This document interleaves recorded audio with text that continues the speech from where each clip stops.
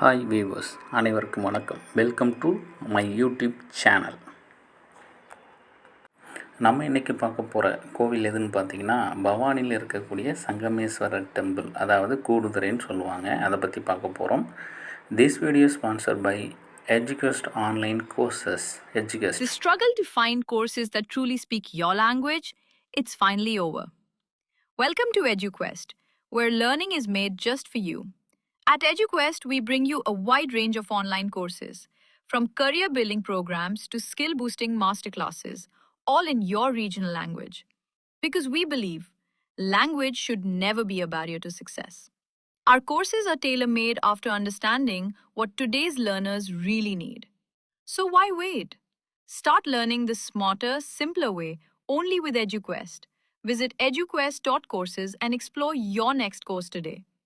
And hey, don't miss out on our exciting offers and promotions.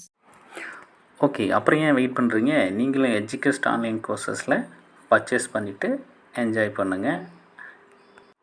Earn பண்ணலாம், நிறையாவே earn பண்ணலாம். EduQuest courses நல்லா கற்றுக்கிட்டோம் அப்படின்னா நம்ம நிறையாவே நெட்வொர்க் மார்க்கெட்டிங்கில் ஆன்லைன் கோர்சஸில் நிறைய ஏர்ன் பண்ண முடியும்.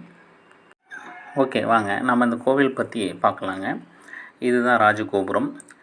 இது எங்கே அமைஞ்சிருக்குன்னு பார்த்தீங்கன்னா, சரியாக லொக்கேஷன் வந்து ஈரோடு மாவட்டத்தில் பவானி அப்படிங்கிற ஒரு ஊரில் அமைஞ்சிருக்கு. இங்கே தான் நம்ம காவிரியிலேருந்து வரக்கூடிய தண்ணியும் பவானி ஆற்றுலேருந்து வரக்கூடிய தண்ணியும் அந்த கோவிலில் ரெண்டு புறமும் வருங்க. இப்போ இந்த ரெண்டு புறமும் வரும்போது இதோட ஐதீகம்னு பார்த்தீங்க அப்படின்னா, இதில் ஆகாய கங்கையும் கலக்கிறதா சொல்கிறாங்க.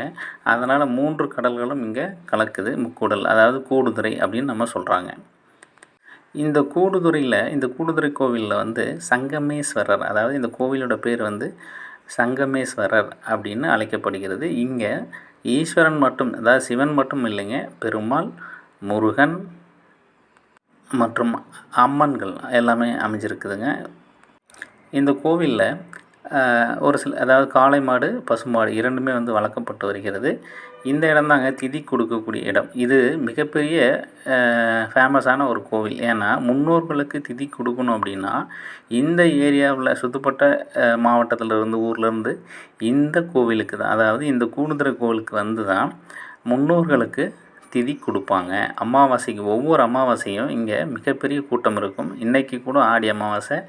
இந்த அமாவாசைக்கு போனோம்னா மிகப்பெரிய கூட்டமாக இருக்கும். நாங்கள் இதுக்கு முன்னாடியே போயிட்டு வந்ததால் கூட்டம் கம்மியாக இருக்குதுங்க. இந்த கோவில் வந்து பார்த்திங்கன்னா மிக பிரம்மாண்டமாக கட்டியிருக்கிறாங்க. இதில் நம்ம ஒரு நாள் ஃபுல்லாகவே ஒரு ஆஃப் டே வந்து இதில் நம்ம ஸ்பெண்ட் பண்ணாங்க. இங்கேருந்து போகிறோம், முதல்ல போகும்போதே இதோட ரைட் சைடில் போனோம் அப்படின்னா காவிரி ஆற்றுல குளிச்சுட்டு அப்படியே உள்ளே என்ட்ராகும்போது பேக் சைட்லேருந்து சிவனை தரிசிக்கலாம். சிவன், அம்மன், அப்புறம் அடுத்தது பார்த்திங்க அப்படின்னா சனீஸ்வரன் டெம்பிள், அப்புறம் முருகன், அதுக்கப்புறம் பெருமாள், அம்மன் டெம்பிள், இதெல்லாம் பார்த்துட்டு நம்ம ஒரு ஆஃப் டே ஆகுங்க. இதை நம்ம நல்லா சுற்றி பார்க்கணும். இந்த கோவிலை வந்து நல்லா சுற்றி பார்த்துட்டு சாமியெல்லாம் தரிசித்து வர்றதுக்கு ஒரு ஆஃப் டே எடுத்துக்கலாம்.